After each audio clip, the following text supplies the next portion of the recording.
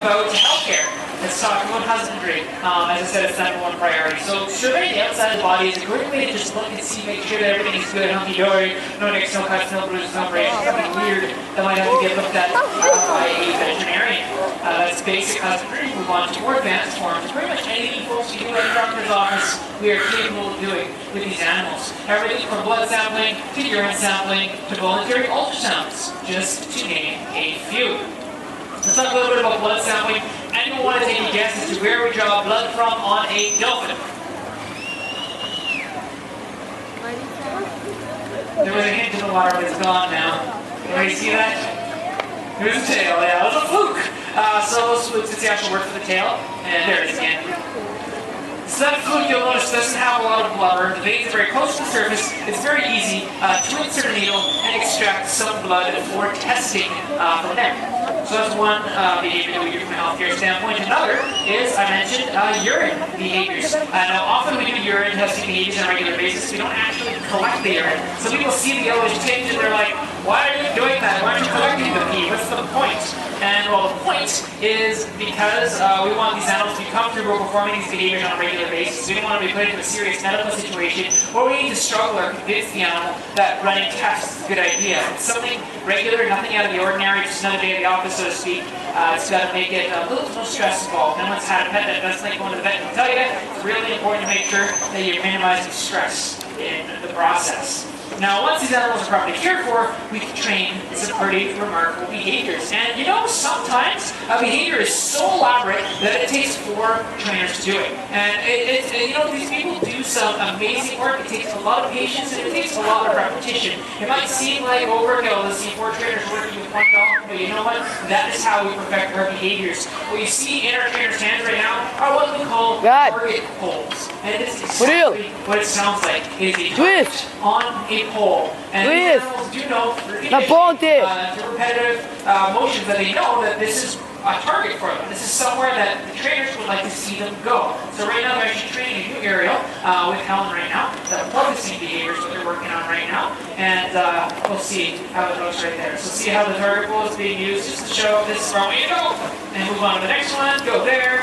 Go on to the next one. Perfect. Let's give a round of applause. Now try doing that several hundred times. That's how patient these people are, because that's what it takes. Repetition, the same thing, over and over and over and over. It takes months at a time to train some of these behaviors. But it's really important. I'm going to get into why these behaviors are so important in just a bit of time. Let's talk a little bit about the training process in general. So we're seeing target training here right now. Now, the most basic form of behavioral psychology that we adopt when training these animals is what we call operant conditioning. Is anyone familiar with that term? No, alright, fair enough. The simplest definition I have for it is as follows. Anytime the animal exhibits behavior that we would like to see again, they are rewarded or reinforced for it. So the best form of reinforcement for a dolphin is probably going to be what?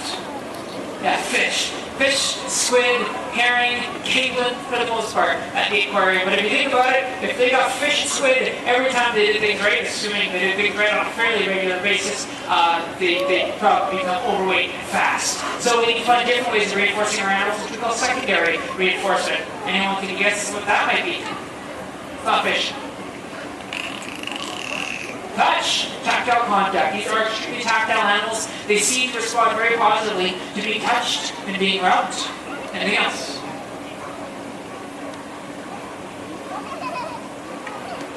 Sorry? Yeah, you're on the right track. That's something that's more unique to canines, but you're on the right track. This is actually what's in their mouth, the whistles.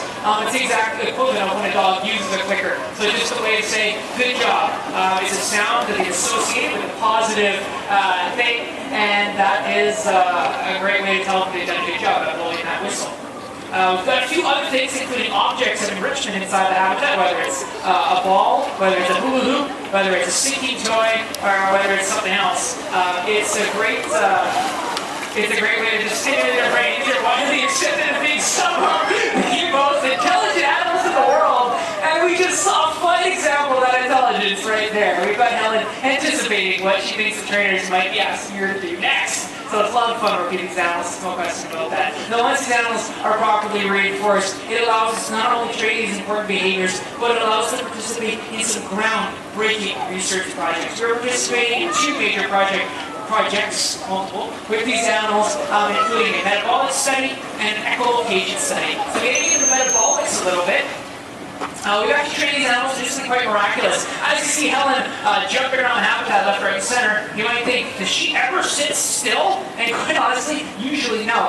We've trained these dolphins to stay still inside of metabolic chambers for 7, 8, even 9 minutes at a time. So it's a very big floating dome on top of the water, connects to hoses, which basically calculates their oxygen levels. Once we know that, it allows us to calculate what's called a metabolic rate, or in other words, how much time it takes for them to convert their food into energy. Now, our hope is to be able to take that data and predict how fishing practices, and in a lot of cases overfishing, how they are going to affect Pacific white-sided dolphins in the North Pacific Ocean. It's one project for these animals. The second is an echolocation research project. Now, echolocation is very similar to a submarine sonar system where basically these animals will use sound, they'll make a series of chirps and clicks underwater, which will allow them to kind of listen to the echoes and reverberations to figure out where things are.